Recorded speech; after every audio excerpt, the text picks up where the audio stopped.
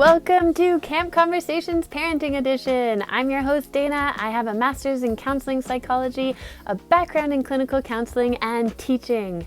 This is a podcast chock full of resources for parents, grandparents, educators, social workers, anyone that works with children.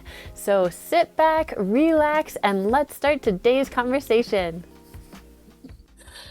All right. Welcome to this week's podcast, everyone. I'm really excited to introduce a good friend of mine, Jordan.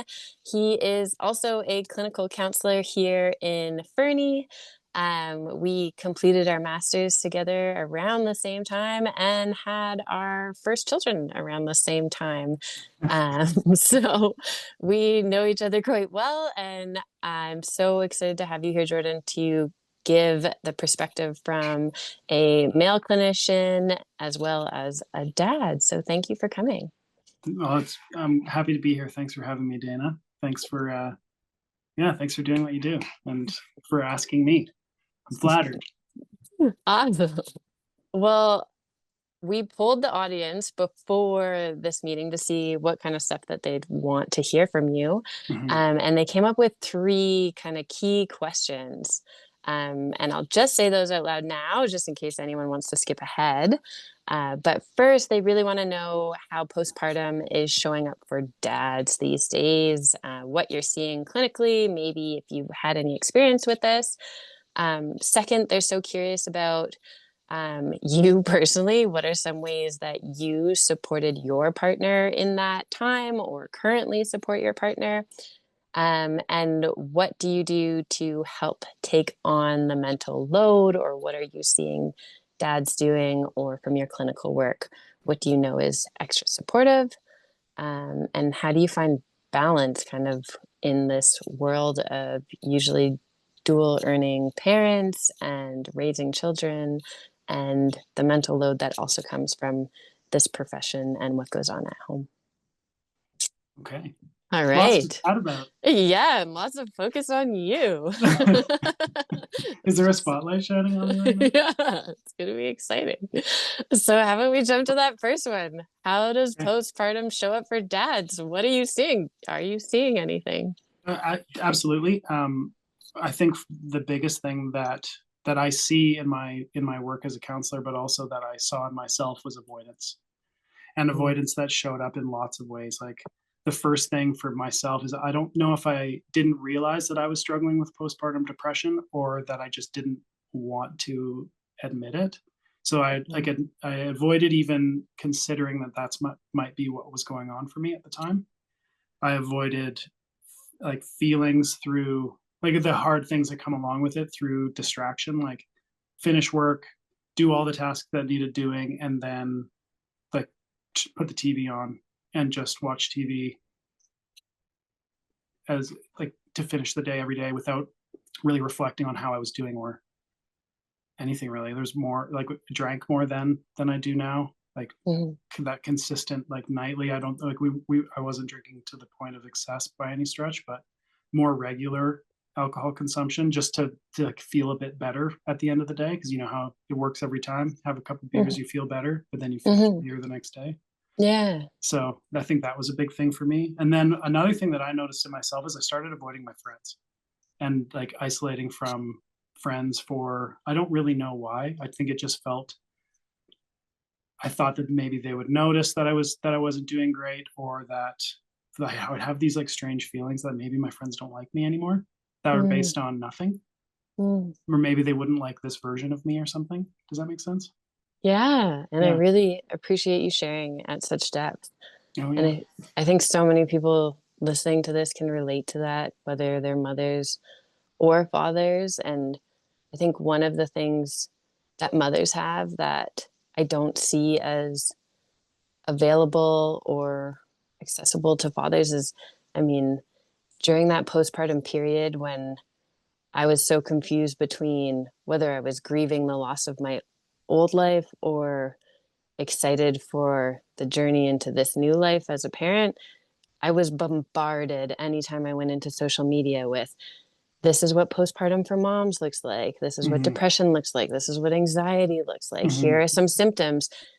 And there was always a connection to a website, a person, or moms groups that I went to, and I just don't see that space as readily available to dads as Yeah, I would agree that it's so talked about postpartum depression in women. And I remember I saw this stat once. I don't remember it specifically, but if a man's partner has postpartum depression, his chances of getting it go up by like a pretty huge amount. mm, So I had no idea, even mhm, though I was a dad at the time and working in mental health. It's mhm. just not something that's talked about as much.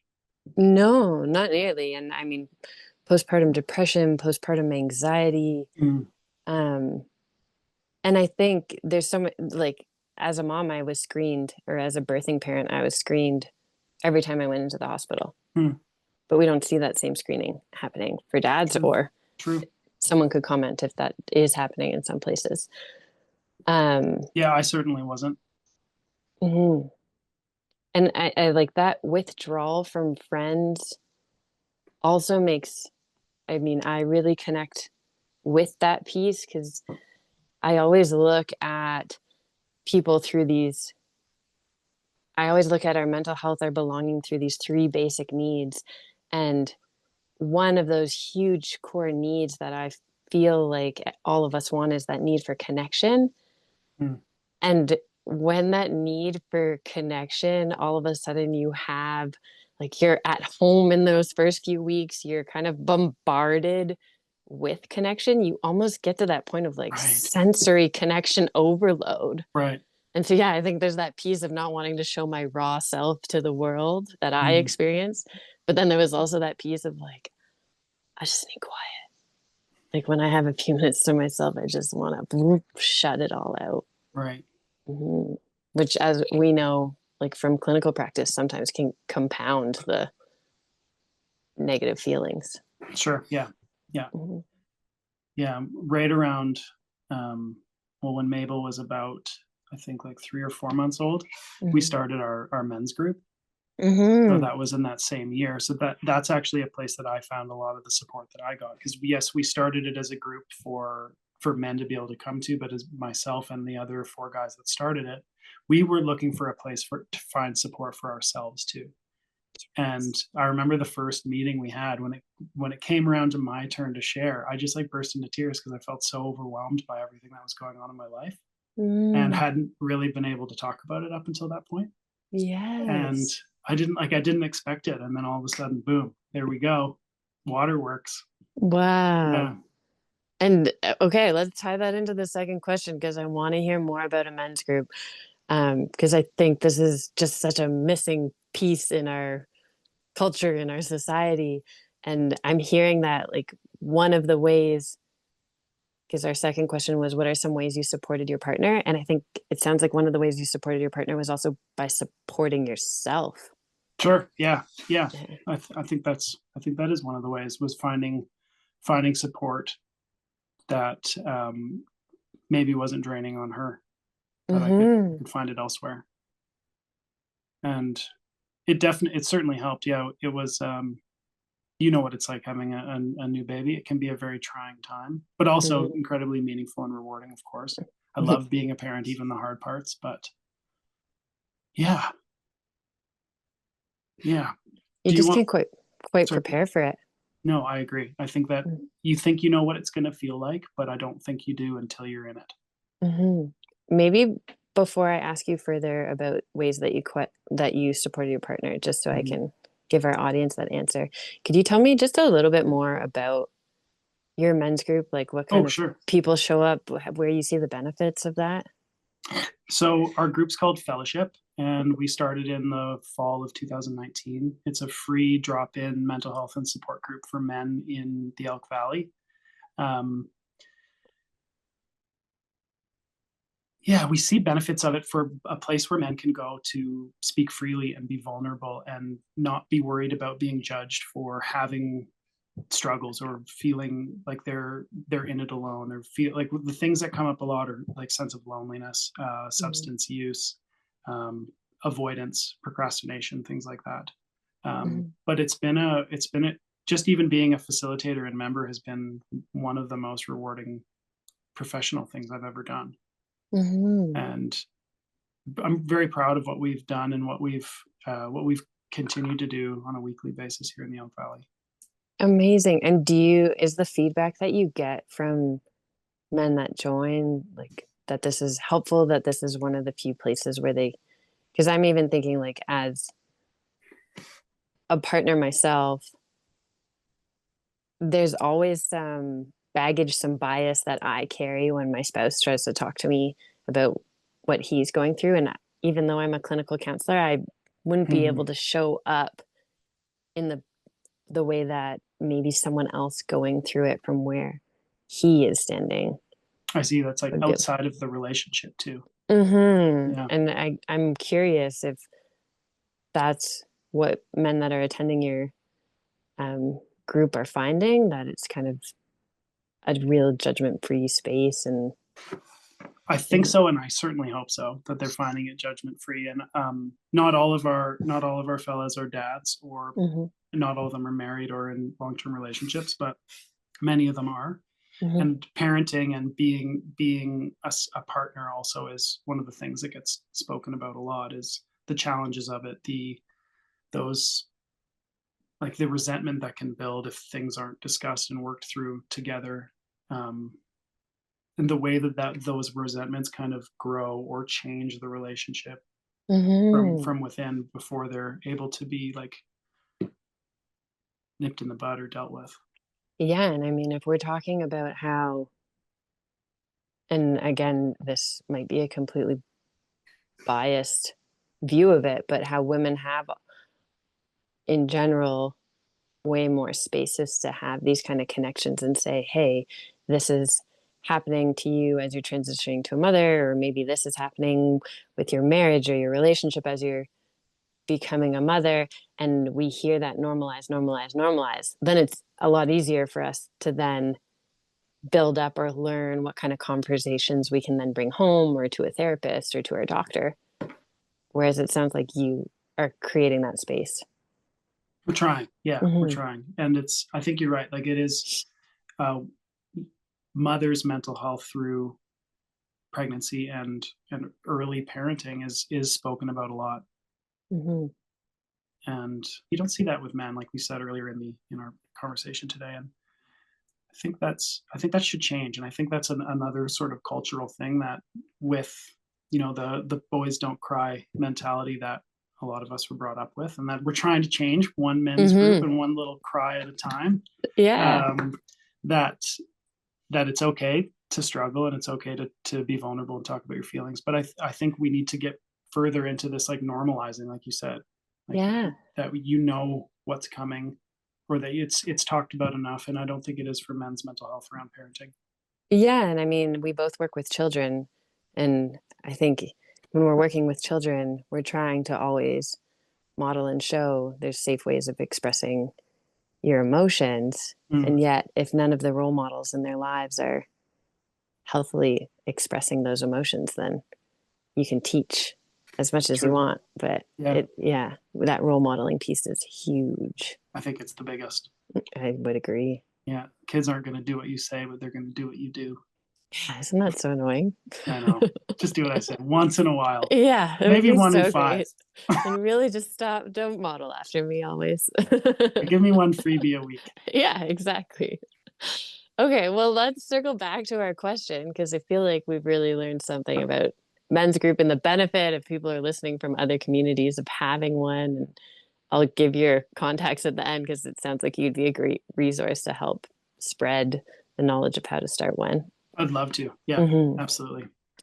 And so circling back to that question, what are some ways that are there more ways that you supported your partner in that postpartum, or I think we can generalize this to still supporting in this parenting journey? Sure. Yeah. Early on, I don't like. I'm not sure if I just said this before we started chatting or during Hmm. the podcast, but I don't totally remember the details of the first sort of year of parenting. It was a huge transition for both my wife and I. I was Hmm. finishing my master's. We were building a house, or we weren't building it. We were had hired someone else to build it. Mhm. So we were going through like all these huge life changes at the same time. We had moved out of our a house that we had lived in for a while, and we're renting this place from a friend. So like there was so much transition and it was pretty chaotic. So I don't really remember the details of that part of my life. But later on, when my wife tried to go back to work, she really struggled with that. And Mhm. so I think one of the biggest things that, like, biggest ways that I supported our family was by making a pretty significant career path change, where I Mhm. had been in a band for a long time and I was doing mental health work, or starting to do mental health work as well. But during that first year, and then her trying to go back to work and it just not being the right fit, I realized that I needed to start focusing more on finding ways to earn more money so that she didn't have to have that pressure Mhm. anymore. And so that's when I started my practice. That's when I quit being in a band. And that's, I don't want to say that's the only reason I did that. There was lots of reasons and it was the right time for me. But Mhm. to take the pressure off of Katie to feel like she had to go back to work to earn money again right away, I think was probably the biggest thing I did. Mhm. And it sounds kind of like traditional gender roles, like man goes to work, woman stays Mhm. home and raises the child. But up until that point in our relationship, it had been different. Like she was the main breadwinner, Mhm. and the plan was when she went back to work, I was going to go down to part time, and I was going to be the primary at home parent. So Mhm. then that those roles flipped, and I had to figure it out, and I did, and it's gone well since. Mhm. But outside of that big thing, I think things that I tried to do was like encouraging Katie to see her friends, encouraging her to get out of the house to do the things that she loved, like continue to snowboard, continue to mountain bike, Mhm. as I don't want to say as much as she can, but with at a regular interval. Yeah, and I think for so many people listening, I think one really relieving thing that you've said there is, like, it sounds like you guys kinda had a plan for what postpartum would look like, or having kids or raising kids would look like, Yeah, and then you went into the reality of it, and that whole thing kinda went sideways, we had to uh, adapt. and you had to adapt, and it was the exact same in my family, and this same for so many people that I speak to, and so many of us don't expect that because it's not really what we were shown, Sure. and it's still not really what you see on social media, which seems to be like a main consumption spot for many of us when we're stuck in those first few weeks at home by ourselves. And so it can be really scary, and learning that flexibility is hard, and it Hmm. kind of sets you up for parenting, of how those plans really never seem to fall out exactly as you expect them to. Sure. Yeah. And so, Well said. yeah, I think it's really relieving to hear like a clinician say that.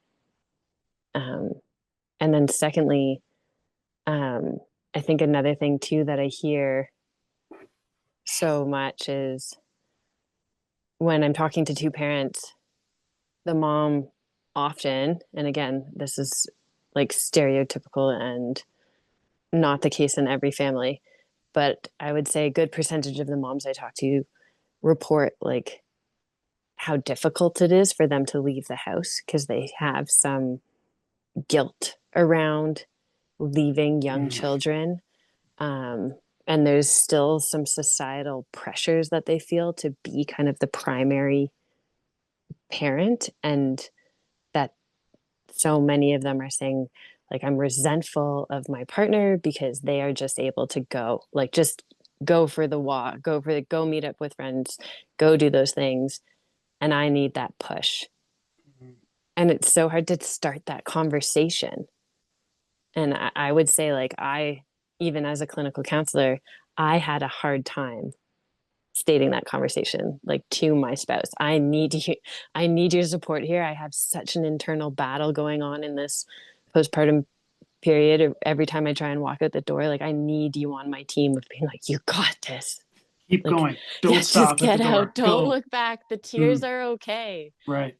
And I think that's just a huge support. And so then that kind of leads me into a spin of that question, which would be, because I keep hearing it from the primary parent, mother usually, Mhm. angle. So from the father angle, some of the things I hear from dads, and let me know if you hear something similar, is sometimes I need my spouse when I come home to also be like, yeah, that's awesome that you went out for that ride or you did Mm. that thing for yourself, and not be like, you missed out on X, Y, or Z. Like we tend to take our little resentments out on those, like at that micro level sometimes. And so I'm curious.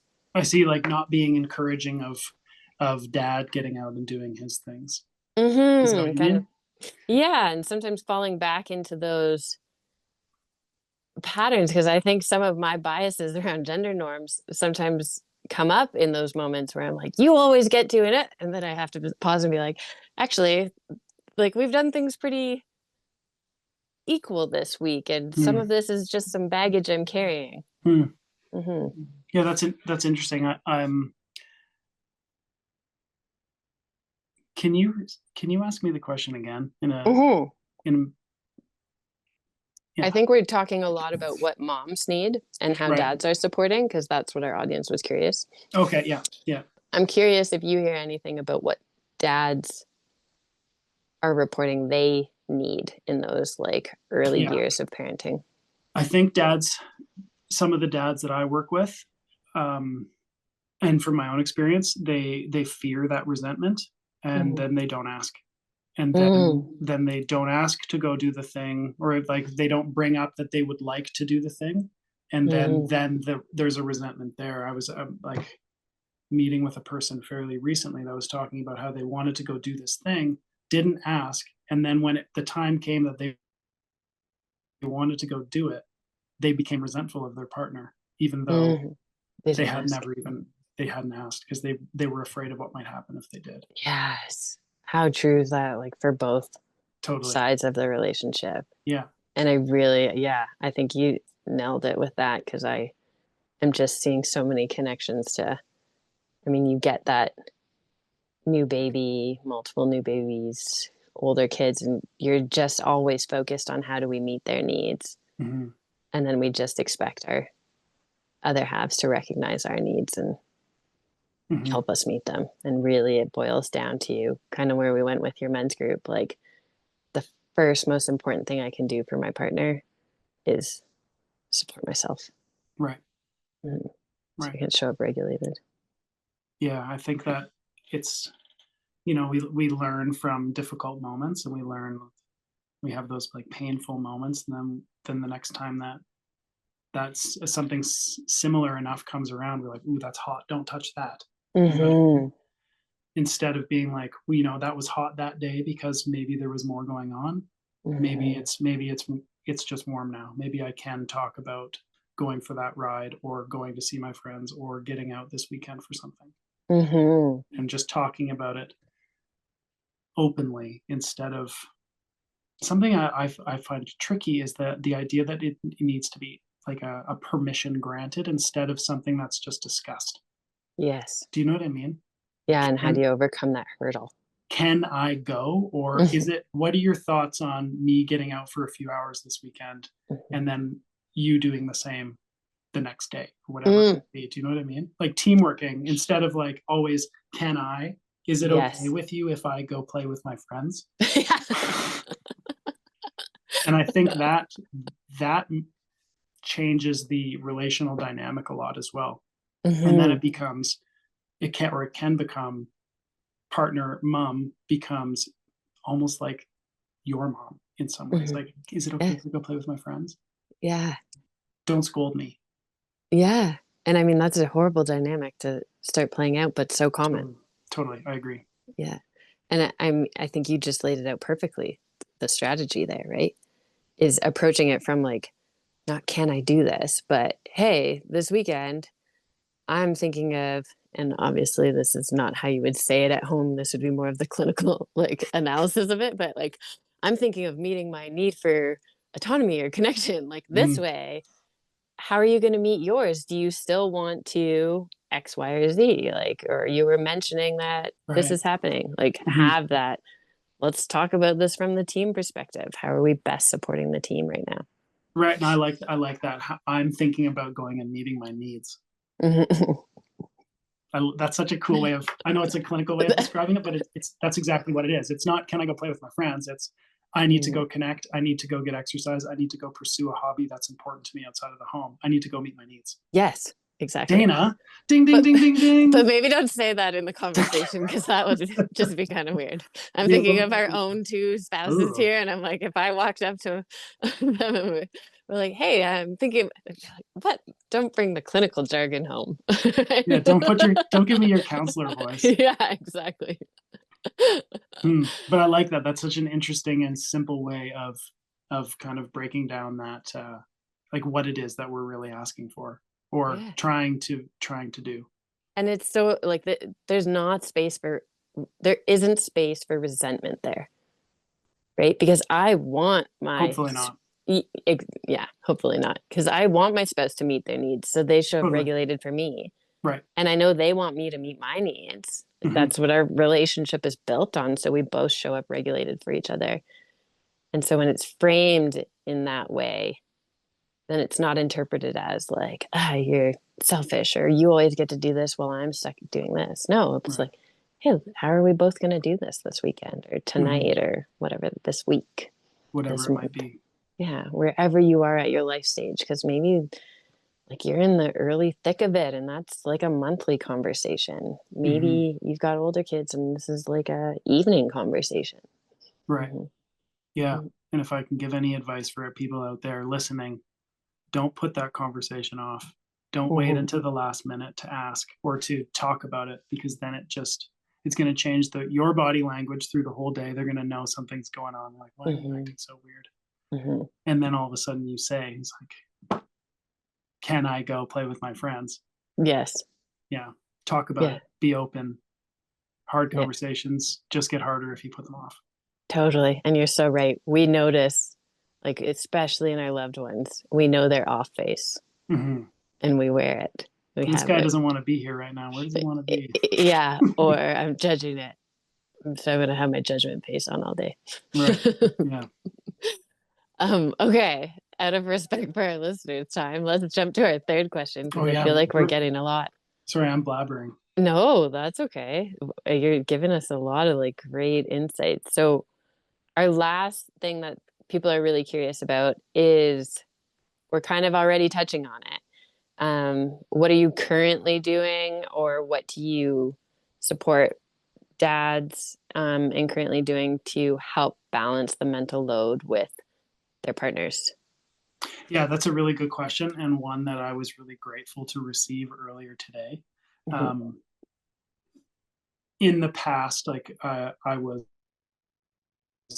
the main um, food planner and cook of the household Mm-hmm. for the like a lot of the early years of parenting, but my I've become a lot busier with work and being the like the main breadwinner for over the last few years. I haven't had as much time for that. I still do that most weekends and any evening that I can, Mm-hmm. but it's something that Katie has started taking on. And as I got busier with work, she started taking on more and more of this mental load.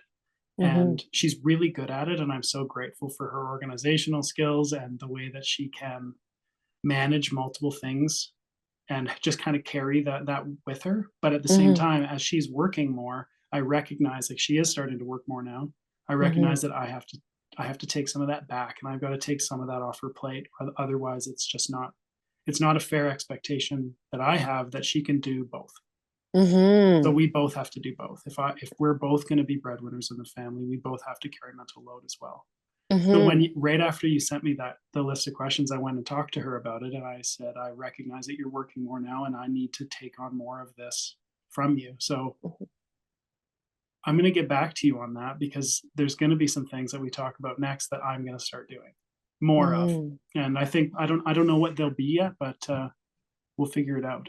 And like, Yeah. yeah, I'm not saying Katie does everything around the house, but she's definitely the like she organizes all of our daughters' education and doctor's appointments and all of that kind of thing. Yeah. Thanks And for it's it's a lot. It's a lot of emailing. It's a lot of staying on top of what clothes the kid needs for school tomorrow. It's a lot of that kind of thing.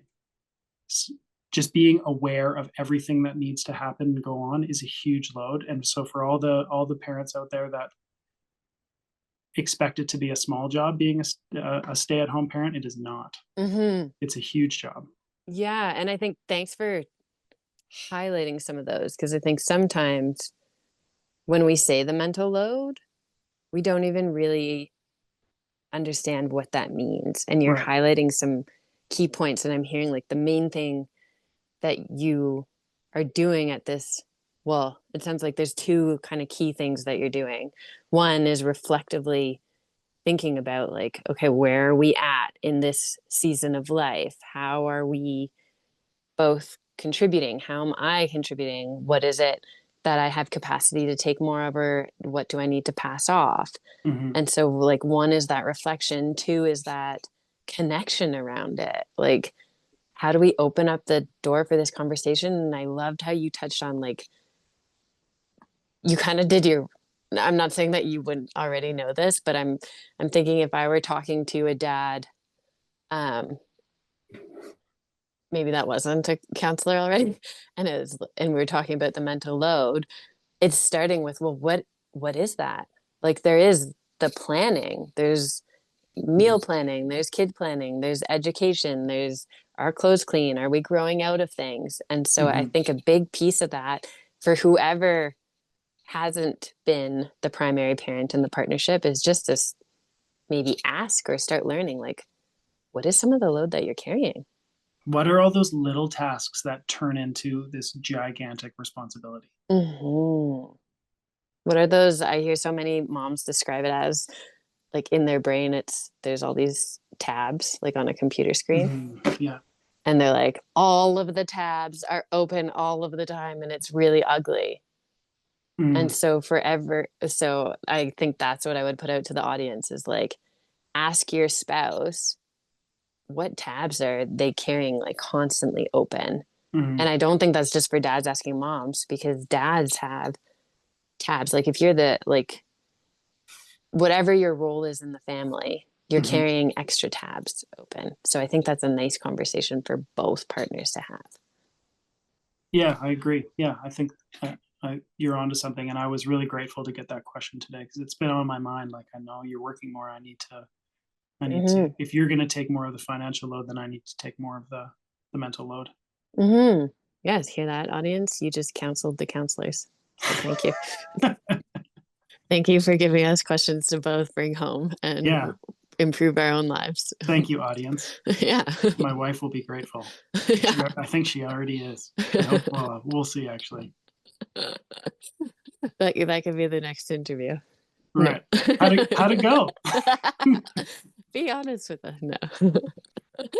No. All right. Well, I mean, I think we've really touched on our three questions. Like, we've talked about how postpartum shows up and how so many dads wouldn't even label it, I think, is kind of where we went with that. Like, wouldn't even know to label it as something Hmm. because they just don't have that information as readily available or aren't as bombarded with it. Right. And so it shows up in a multitude of ways. But maybe step one is really figuring out, how do we expose more dads to the realities of what the postpartum period can feel like. Right. Yeah, I think Um, that's. I think that's. I hope that dads start getting more information about that at the like prenatal meetings and all of yes. that. It's so much of it is about postpartum depression in women, but not in dads. Yeah. And I I think, hope we like, can what is see it? a change. PMADS now, postpartum anxiety and depression. Right. Yes. And so, I mean, screening for both partners. And then I think that segues into that second question that we answered. What are some ways that you show up for your partner? And that really is, like, that step one is, how do I show up for myself first so that I Mm, can show up regulated for my spouse? So is there some work that I can do? Like, if I'm noticing I'm withdrawing from friends, or I'm avoiding things at home or avoiding conversations about anything that I'm finding like, how are you supporting yourself first? And then that open communication with partners and talking about, okay, this isn't what we expected necessarily, and that's normal. Like, I Right. just really want to normalize that for anyone that's in that stage right now. It's normal for it not to be what you expected. It's normal to have the greatest highs and the greatest lows. And just you need to talk about it, because that leads into our third one of like, your partner can't help you balance the mental load if they don't fully understand what it is. So be curious. What is it like? What's it like to carry it? Not just what can I do, but like try and understand what it's like for your spouse. Yeah, and you said that so perfectly. You're like, I don't necessarily want to ask specifically what can I do, because sometimes that question itself is adding to your partner's mental load. Yeah. Like, I don't want to have to. What can I give to Jordan that will be within his strengths? It's like, yes. Now that's another tab open. That I need Keeping to think. track of, is he doing the jobs that I'm asking him to? Right. But first off, do you, like you said, like, start doing the work. What is their load? Right. So then I can talk about it. Yeah. Do you think that we've done justice of speaking from a dad's perspective? I think we did a lot of like how we dove into, again, because our audience really wanted to hear how dads are supporting moms or the other partner. But do you think that there's anything that you'd want to add from sort of the dad's perspective of where we think more support should be for them?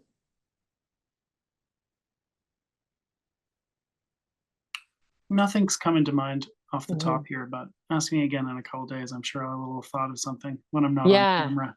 And I hope that people listening to this, if they do listen to it and they maybe are the dad or the primary breadwinner in their family, like, or they're the one that's less at home with the kids, if they have things that they're like, well, from our perspective, these are things that we need more support with, I would love to hear those questions so that we can address them as well. Yeah. I'm happy to come back and do another chat if you'd like. Yeah, I would love that. Cool. All right. Well, thanks everyone for listening. And we look forward to your questions or comments so that we can continue to improve this podcast and answer everything that you're looking for. Thanks, Jordan. Thanks for having me, Dayna.